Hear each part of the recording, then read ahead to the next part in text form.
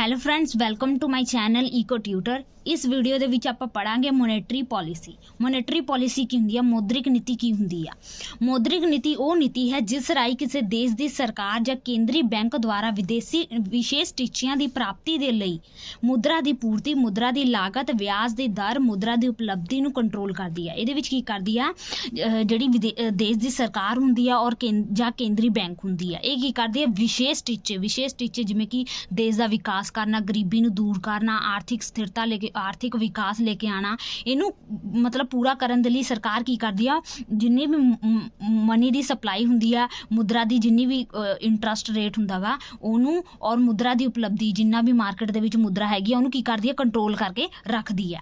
ਉਹਨੂੰ ਹੀ ਆਪਾਂ ਮੋਨੇਟਰੀ ਪਾਲਿਸੀ ਕਹਿੰਦੇ ਆ। ਠੀਕ ਹੈ ਜੀ। ਮੌਦਰਿਕ ਨੀਤੀ ਦੇ ਮੁੱਖ ਉਦੇਸ਼ ਕੀ ਹੁੰਦੇ ਨੇ? ਕੀਮਤਾਂ ਨੂੰ ਸਥਿਰ ਕਰਕੇ ਰੱਖਣਾ, यानी एकदम ही ज़्यादा बढ़न ना कीमत, एकदम ही ज़्यादा घटन ना कीमत। ठीक है।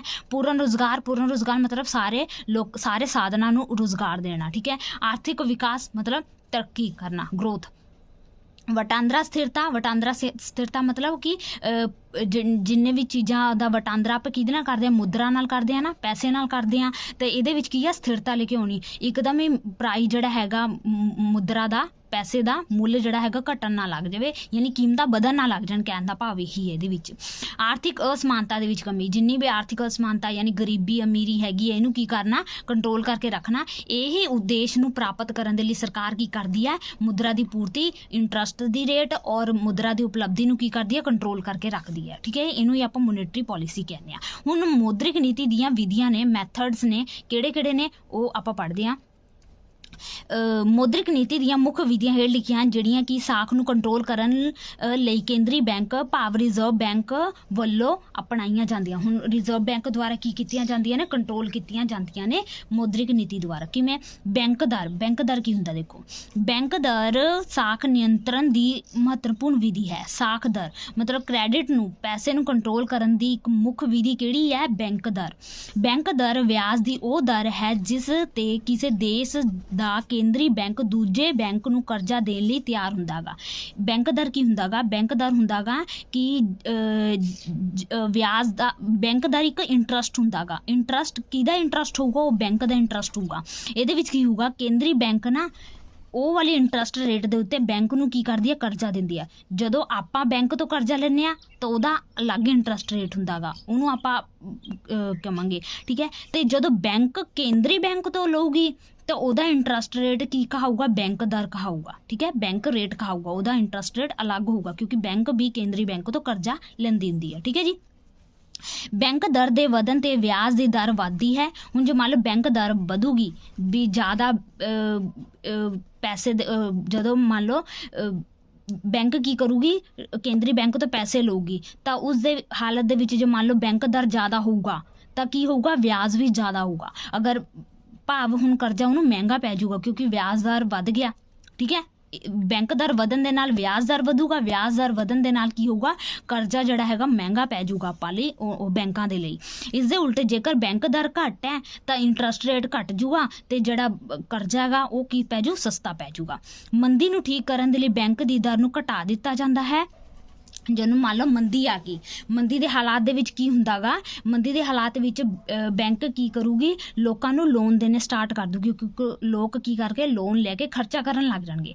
ਤਾਂ ਹੁਣ ਬੈਂਕ ਨੂੰ ਵੀ ਤਾਂ ਪੈਸੇ ਚਾਹੀਦੇ ਹੋਣਗੇ, ਤਾਂ ਬੈਂਕ ਆਪਣੀ ਕਮੀ ਨੂੰ ਪੂਰਾ ਕਰਨ ਲਈ ਕੀ ਕਰੂਗੀ, ਕੇਂਦਰੀ ਬੈਂਕ ਤੋਂ ਪੈਸੇ ਲੈ ਲੂਗੀ। ਤਾਂ ਕੇਂਦਰੀ ਬੈਂਕ ਕੀ ਕਰੂਗੀ, ਕਹੂਗੀ ਕਿ ਮੰਦੀ ਦੇ ਹਾਲਾਤ ਨੇ, ਤਾਂ ਉਸ ਹਾਲਤ ਦੇ ਵਿੱਚ ਕੀ ਕਰੂਗੀ, ਉਹ ਬੈਂਕ ਦਰ ਨੂੰ ਘਟਾ ਦੂਗੀ। ਬੈਂਕ ਦਰ ਨੂੰ ਘਟਾਉਣ ਦੇ ਨਾਲ ਕੀ ਪੈ ਜਾਊਗਾ, ਹੁਣ ਉਹਨੂੰ ਇੰਟਰਸਟ ਰੇਟ ਘੱਟ ਜੂਗਾ ਤੇ ਉਹਨੂੰ ਸਾਖ ਜਿਹੜਾ ਹੈਗਾ ਸਸਤਾ ਪੈ ਜੂਗਾ ਤੇ ਉਹ ਕੀ ਕਰੂਗੀ, ਲੈ ਲੂਗੀ। ਤਾਂ ਮੰਦੀ ਦੇ ਹਾਲਾਤ ਦੇ ਵਿੱਚ ਬੈਂਕ ਰੇਟ ਘਟ ਜਾਂਦਾ ਗਾ ਤੇ ਜਿਹੜੇ ਤੇਜ਼ੀ ਦੇ ਹਾਲਾਤ ਦੇ ਵਿੱਚ ਬੈਂਕ ਰੇਟ ਕੀ ਹੁੰਦਾ, ਵੱਧ ਜਾਂਦਾ ਗਾ। ਇਸ ਦੇ ਉਲਟ ਜਦੋਂ ਸਾਖ ਦਾ ਵਿਸਥਾਰ ਹੁੰਦਾ ਹੈ, ਮੰਗ ਵੱਧਦੀ ਹੈ, ਤਾਂ ਤੇਜ਼ੀ ਨੂੰ ਠੀਕ ਕਰਨ ਦੇ ਲਈ ਕੀ ਕਰਦੀ ਹੈ, ਬੈਂਕ ਦਰ ਨੂੰ ਵਧਾ ਦਿੰਦੀ ਹੈ। ਇਸ ਦੇ ਫਲ ਸਾਖ ਦਾ ਸੰਕੁਚਨ ਯਾਨੀ ਕੰਟਰੋਲ ਕੀਤਾ ਜਾਂਦਾ ਗਾ। ਹੁਣ ਤੁਹਾਨੂੰ ਪਤਾ ਚੱਲ ਗਿਆ ਬੈਂਕ ਦਰ ਕੀ ਹੁੰਦੀ ਹੈ। ਬੈਂਕ ਦਰ ਹੁੰਦੀ ਹੈਗਾ, ਬੈਂਕ ਦਰ ਉਹ ਦਰ ਹੁੰਦੀ ਹੈ ਜਿਸ ਤੇ ਜਿਹੜੀ ਬੈਂਕ ਹੈ ਕੇਂਦਰੀ ਬੈਂਕ ਤੋਂ ਕਰਜ਼ੇ ਲੈਂਦੀ ਹੁੰਦੀ ਹੈ। ਠੀਕ ਹੈ ਜੀ। ਹੁਣ ਬੈਂਕ ਦਰ ਜ਼ਿਆਦਾ ਹੋਊਗਾ ਤਾਂ ਕੀ ਹੋਊਗਾ, ਇੰਟਰਸਟ ਵੀ ਵਧੂਗਾ ਤੇ ਕਰਜ਼ਾ ਮਹਿੰਗਾ ਪੈ ਜਾਊਗਾ। ਜੇ ਬੈਂਕ ਦਰ ਘੱਟ ਹੈ ਤਾਂ ਇੰਟਰਸਟ ਰੇਟ ਕੀ ਪੜੂਗਾ, ਘੱਟ ਪੈ ਜਾਊਗਾ ਤੇ ਕਰਜ਼ਾ ਸਸਤਾ ਪੈ ਜਾਊਗਾ। ਤੇ ਇਹ ਕਿਵੇਂ ਕੰਟਰੋਲ ਕਰੂਗੀ, ਇਹ ਬੈਂਕ ਦਰ ਕਿਵੇਂ ਮੰਦੀ ਨੂੰ ਕੰਟਰੋਲ ਕਰੂਗੀ? ਜਦ ਮੰਦੀ ਹੋਊਗੀ ਤਾਂ ਕੀ ਕਰੂਗੀ, ਬੈਂਕ ਰੇਟ ਘੱਟ ਜਾਊਗਾ। ਠੀਕ ਹੈ ਜੀ। देखो जे मान लो मंदी है मार्केट दे विच, मंदी आ ठीक है, तो इस हालत दे विच की करूगी बैंक रेट की होगा ਉਹ ਕੀ ਹੋ ਜੂ ਘਟ ਜੂਗਾ ਔਰ ਇੰਟਰਸਟ ਵੀ ਘਟ ਜੂਗਾ। ਫਿਰ ਜਿਹੜਾ ਕਰਜ਼ਾ ਆ ਹੁਣ ਉਹ ਕਰਜ਼ਾ ਜ਼ਿਆਦਾ ਲੈ ਸਕੂਗੀ ਪਹਿਲਾਂ ਨਾਲੋਂ, ਠੀਕ ਹੈ ਜੀ, ਕਿਉਂਕਿ ਹੁਣ ਸਸਤਾ ਪੈ ਗਿਆ ਤਾਂ ਕਰਜ਼ਾ ਲੈ ਸਕਦੀ ਆ। ਜੋ ਮੰਨ ਲਓ ਤੇਜ਼ੀ ਆ ਤੇ ਤੇਜ਼ੀ ਦੀ ਹਾਲਤ ਦੇ ਵਿੱਚ ਕੀ ਕਰੂਗੀ ਬੈਂਕ ਰੇਟ ਜੋ ਹੈ ਉਹ ਹਾਈ ਕਰ ਦੂਗੀ, ਇੰਟਰਸਟ ਵੀ ਹਾਈ ਹੋ ਜਾਊਗਾ, ਤਾਂ ਫਿਰ ਕੀ ਕਰੂਗੀ ਹੁਣ ਕਰਜ਼ਾ ਕੀ ਆ ਨਹੀਂ ਲੈ ਪਾਊਗੀ, ਮਹਿੰਗਾ ਹੋ ਗਿਆ ਕਰਜ਼ਾ, ਇੰਨਾ ਜ਼ਿਆਦਾ ਨਹੀਂ ਲੈ ਪਾਊਗੀ, ਘਟ ਲੂਗੀ। ਤਾਂ ਇਸ ਪ੍ਰਕਾਰ ਜਿਹੜੀ ਬੈਂਕ ਰੇਟ ਆ ਉਸ ਨੂੰ ਘਟਾ ਵਧਾ ਕੇ ਕੀ ਕਰਦੀ ਹੈ ਮੰਦੀ ਦੇ ਹਾਲਾਤ ਨੂੰ ਦੂਰ ਕਰਨ ਦੇ ਵਿੱਚ ਮਦਦ ਹੁੰਦੀ ਆ। ਤੇ ਸੈਕੰਡ ਆਪਸ਼ਨ ਕੀ ਆ ਖੁੱਲੇ ਬਾਜ਼ਾਰ ਦੀਆਂ ਕਿਰਿਆਵਾਂ, ਠੀਕ ਹੈ। ਮੋਨੇਟਰੀ ਸਿਸਟਮ ਦੀਆਂ ਤੀਸਰੀ ਮੈਥਡ ਕੀ ਆ ਇਹਦੇ ਵਿੱਚ ਓਪਨ ਮਾਰਕੀਟ ਆਪਰੇਸ਼ਨਸ। ਖੁੱਲੇ ਬਾਜ਼ਾਰ ਦੀਆਂ ਕਿਰਿਆਵਾਂ ਤੋਂ ਭਾਵ ਹੈ ਕੇਂਦਰੀ ਬੈਂਕ ਰਾਹੀਂ ਖੁੱਲੇ ਬਾਜ਼ਾਰ ਦੀਆਂ ਪ੍ਰਤੀਭੂਤੀਆਂ ਨੂੰ ਖਰੀਦਣਾ ਅਤੇ ਵੇਚਣਾ। ਕੇਂਦਰੀ ਬੈਂਕ ਕੀ ਕਰਦੀ ਆ ਖੁੱਲੇ ਬਾਜ਼ਾਰ ਦੀਆਂ ਜਿਹੜੀਆਂ ਪ੍ਰਤੀਭੂਤੀਆਂ ਨੇ ਸਿਕਿਉਰਿਟੀਜ਼ ਹੁੰਦੀਆਂ ਨੇ ਉਹਨੂੰ ਖਰੀਦਦੀ ਆ ਤੇ ਵੇਚਦੀ ਆ। ਮੰਦੀ ਦੀ ਸਥਿਤੀ ਵਿੱਚ ਕੇਂਦਰੀ ਬੈਂਕ ਪ੍ਰਤੀਭੂਤੀਆਂ ਨੂੰ ਖਰੀਦਦਾ ਹੈ। ਜਦੋਂ ਮੰਦੀ ਹੋਊਗਾ ਨਾ ਤਾਂ ਕੇਂਦਰੀ ਬੈਂਕ ਕੀ ਕਰੂਗੀ ਪ੍ਰਤੀਭੂਤੀਆਂ ਨੂੰ ਖਰੀਦ ਲੂਗੀ। ਤੇ ਇਸ ਦੇ ਸਿੱਟੇ ਵਜੋਂ ਬੈਂਕਾਂ ਕੋਲ ਪ੍ਰਤੱਖ ਅਤੇ ਅਪ੍ਰਤੱਖ ਦੋਨਾਂ ਪ੍ਰਕਾਰ ਦੇ ਨਗਦੀ ਰਿਜ਼ਰਵ ਵੱਧ ਜਾਂਦੇ ਹਨ। ਹੁਣ ਜੇ ਮੰਨ ਲਓ ਬੈਂਕ ਕੀ ਕਰੂਗੀ ਪ੍ਰਤੀਭੂਤੀਆਂ ਜਿਹੜੀਆਂ ਕਿ ਸਿਕਿਉਰਿਟੀ ਆ ਉਹ ਖਰੀਦੂਗੀ, ਤਾਂ ਜਦ ਖਰੀਦੂਗੀ ਤਾਂ ਪੈਸਾ ਕਿਹਨੂੰ ਦਊਗੀ, ਪੈਸਾ ਤਾਂ ਮਾਰਕੀਟ ਦੇ ਵਿੱਚ ਆਜੂ ਬੈਂਕ ਕੋਲ ਆ ਜਾਊਗਾ, ਠੀਕ ਹੈ। ਤਾਂ ਮੰਦੀ ਦੇ ਹਾਲਾਤ ਵਿੱਚ ਜਦ ਪੈਸਾ ਉਹਨੂੰ ਖਰੀਦ ਲੂਗੀ ਤਾਂ ਪੈਸਾ ਉਹਨੂੰ ਦੇ ਦੂਗੀ ਬੈਂਕ ਨੂੰ, ਠੀਕ ਹੈ ਜੀ। ਤੇ ਇਸ ਦੇ ਵਿੱਚ ਕੀ ਹੋਊਗਾ ਜਿਹੜਾ ਪੈਸਾ ਆ ਉਹ ਕੀ ਹੋ ਜਾਊਗਾ ਉਹਦਾ ਵਿਸਥਾਰ ਹੋ ਜਾਊਗਾ, ਮਨੀ ਆ ਜਾਊਗੀ, ਠੀਕ ਹੈ। ਹੁਣ ਨਗਦੀ ਰਿਜ਼ਰਵ ਵੱਧ ਜਾਣ ਨਾਲ ਜਮ੍ਹਾਂ ਰਾਸ਼ੀ ਕਈ ਗੁਣਾ ਵੱਧ ਜਾਂਦੀ ਹੈ। ਹੁਣ ਜੇ ਮੰਨ ਲਓ ਰਿਜ਼ਰਵ ਬੈਂਕ ਦੇ ਨਗਦੀ ਰਿਜ਼ਰਵ ਬੈਂਕ ਜਿੰਨੀਆਂ ਵੀ ਪੈਸੇ ਰੱਖੇ ਨੇ ਬੈਂਕ ਨੇ ਆਪਣੇ ਕੋਲ ਉਹਦੇ ਕੋਲ ਕੀ ਹੋਊਗਾ ਵਾਧਾ ਹੋ ਜਾਊਗਾ, ਤਾਂ ਕੀ ਹੋਊਗਾ ਰਾਸ਼ੀ ਵੀ ਕਈ ਗੁਣਾ ਵੱਧ ਜਾਊਗੀ, ਉਹਦੇ ਕੋਲ ਪੈਸੇ ਵੀ ਕਈ ਗੁਣਾ ਜ਼ਿਆਦਾ ਹੋ ਜਾਣਗੇ। ਇਸ ਦੇ ਸਿੱਟੇ ਵਜੋਂ ਸਾਖ ਦਾ ਵਿਸਥਾਰ ਹੋਊਗਾ। ਹੁਣ ਬੈਂਕਾਂ ਕੋਲ ਜ਼ਿਆਦਾ ਪੈਸਾ ਆ ਗਿਆ, ਵਿਸਥਾਰ ਹੋ ਗਿਆ, ਠੀਕ ਹੈ।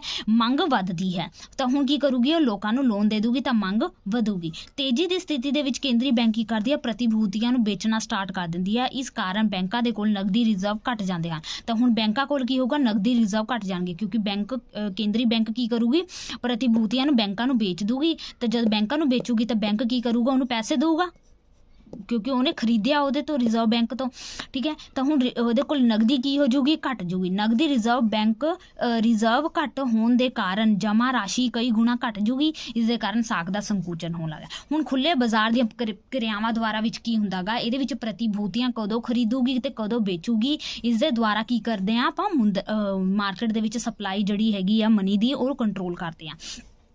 ਜੇ ਮੰਨ ਲਓ ਮੰਦੀ ਦੇ ਹਾਲਾਤ ਵਿੱਚ ਕੀ ਕਰੂਗੀ ਉਹ ਖਰੀਦ ਲੂਗੀ ਤੇ ਪੈਸਾ ਕੀ ਦੇ ਦੂਗੀ ਬੈਂਕਾਂ ਕੋਲ ਚਲਾ ਜਾਊਗਾ, ਤਾਂ ਉਹਦੇ ਕੋਲ ਕੀ ਬਣ ਜੂਗੀ ਨਗਦੀ ਵੱਧ ਜੂਗੀ। ਤੇ ਜਦੋਂ ਤੇਜ਼ੀ ਹੋਊਗੀ ਕੀਮਤਾਂ ਵਧਣਗੀਆਂ ਤਦ ਕੀ ਕਰੂਗੀ ਉਹ ਪੈਸੇ ਜਿੰਨੇ ਵੀ ਪ੍ਰਤੀਭੂਤੀਆਂ ਨੇ ਖਰੀਦੀਆਂ ਸੀ ਪਹਿਲਾਂ ਹੁਣ ਉਹ ਵੇਚ ਦੂਗੀ, ਤਾਂ ਜੋ ਪੈਸਾ ਹੁਣ ਉਹਦੇ ਕੋਲ ਦੁਬਾਰਾ ਕੇਂਦਰੀ ਬੈਂਕ ਕੋਲ ਚਲਾ ਜਾਵੇ, ਠੀਕ ਹੈ ਜੀ। ਤਾਂ ਕੀਮਤਾਂ ਕੀ ਕੰਟਰੋਲ ਦੇ ਵਿੱਚ ਆ ਜਾਣਗੀਆਂ, ਠੀਕ ਹੈ ਜੀ। ਤੇ ਥਰਡ ਕੀ ਹੈ ਨਿਊਨਤਮ ਨਕਦ ਨਿਧੀ ਅਨੁਪਾਤ ਵਿੱਚ ਪਰਿਵਰਤਨ, change in minimum reserve ratio. ਸਾਰੇ ਬੈਂਕਾਂ ਨੂੰ ਆਪਣੀ ਜਮ੍ਹਾਂ ਰਾਸ਼ੀ ਦਾ ਇੱਕ ਨਿਸ਼ਚਿਤ ਪ੍ਰਤੀਸ਼ਤ ਨਕਦ ਨਿਧੀ ਦੇ ਰੂਪ ਵਿੱਚ ਕੇਂਦਰੀ ਬੈਂਕ ਦੇ ਕੋਲ ਰੱਖਣਾ ਪੈਂਦਾ ਗਾ। ਹੁਣ ਇਹਦੇ ਵਿੱਚ ਕੀ ਹੁੰਦੀ ਆ ਇਹਦੇ ਵਿੱਚ ਨਾ ਹਰ ਇੱਕ ਬੈਂਕ ਕੀ ਕਰਦੀ ਆ ਇੱਕ ਨਿਸ਼ਚਿਤ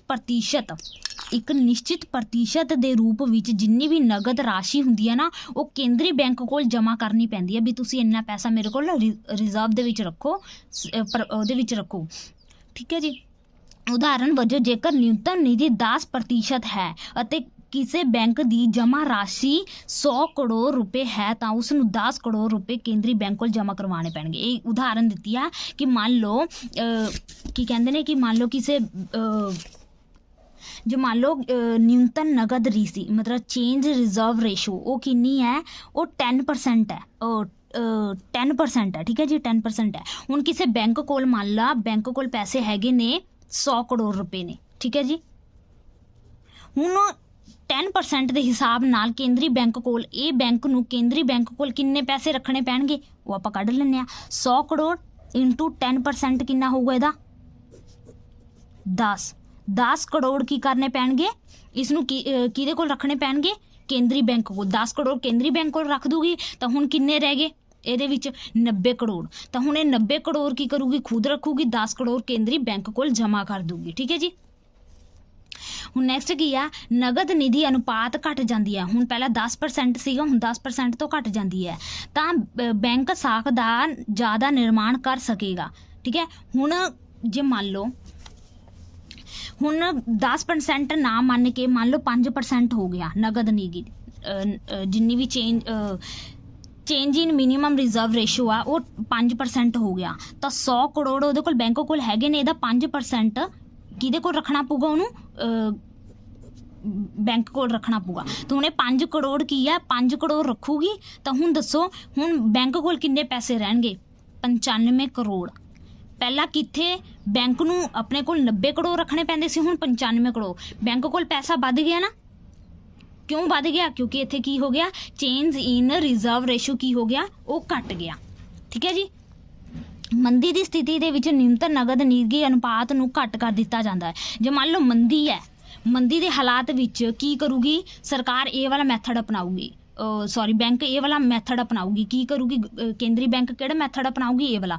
ਇਹਦੇ ਵਿੱਚ ਕੀ ਕਰੂਗਾ, ਨਗਦ ਨਿਧੀ ਅਨੁਪਾਤ ਨੂੰ ਕੀ ਕਰ ਦੂਗੀ, ਘੱਟ ਕਰ ਦੂਗੀ, ਤਾਂ ਜੋ ਬੈਂਕਾਂ ਕੋਲ ਜ਼ਿਆਦਾ ਪੈਸਾ ਰਵੇ ਤੇ ਉਹ ਜ਼ਿਆਦਾ ਸਾਖ ਦਾ ਨਿਰਮਾਣ ਕਰ ਸਕੇ, ਪੈਸਾ ਦਾ ਨਿਰਮਾਣ ਕਰ ਸਕੇ। ਠੀਕ ਹੈ ਜੀ, ਔਰ ਜੇ ਤੇਜ਼ੀ ਹੈ ਤਾਂ ਤੇਜ਼ੀ ਦੇ ਹਾਲਾਤ ਵਿੱਚ ਕੀ ਕਰੂਗੀ, ਆ ਵਧਾ ਦੂਗੀ, ਜਿੰਨੀ ਵੀ ਰਿਜ਼ਰਵ ਰੇਸ਼ੋ ਹੈਗੀ ਹੈ ਉਹ ਕੀ ਕਰ ਦੂਗੀ, ਵਧਾ ਦੂਗੀ, 10% ਕਰ ਦੂ, ਚਾਹੇ 15% ਚਾਹੇ 12% ਕਰ ਦੂਗੀ, ਇਹ ਵਧਾ ਦੂਗੀ, ਤਾਂ ਜੋ ਬੈਂਕਾਂ ਕੋਲ ਉਹਦੀ ਪੈਸਾ ਮੇਰੇ ਕੋਲ ਆ ਜਾਵੇ, ਕੰਟਰੋਲ ਮੇਰੇ ਕੋਲ ਆ ਜਾਵੇ ਜ਼ਿਆਦਾ, ਤੇ ਬੈਂਕਾਂ ਕੋਲ ਘੱਟ ਆ ਜਾਵੇ, ਤਾਂ ਜੋ ਮਾਰਕੀਟ ਦੇ ਵਿੱਚ ਜਿਹੜਾ ਹੈਗਾ ਜ਼ਿਆਦਾ ਪੈਸਾ ਦਾ, ਜਾਨੀ ਬੈਂਕ ਕੋਲ ਸਾਖ ਦਾ ਨਿਰਮਾਣ ਜ਼ਿਆਦਾ ਨਾ ਹੋਵੇ।